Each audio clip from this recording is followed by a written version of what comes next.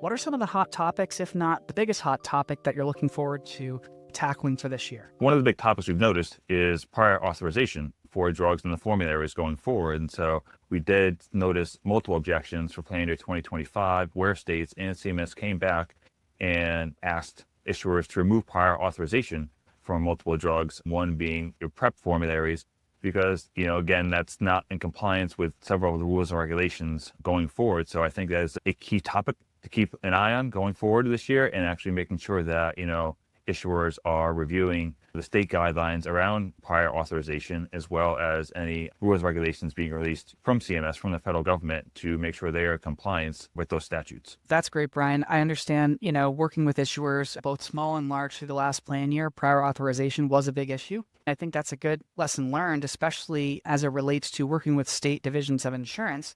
We're seeing increasing strength with needs for justification forms to be attached to the templates to justify noncompliance for certain issuers. One other area we are seeing is with, the adverse tiering tool. And so we definitely want to make sure issuers are running that tool on their prescription drug template prior to submitting the template in their binders into CMS. You want it to be as accurate as possible and avoid any objections that may come up.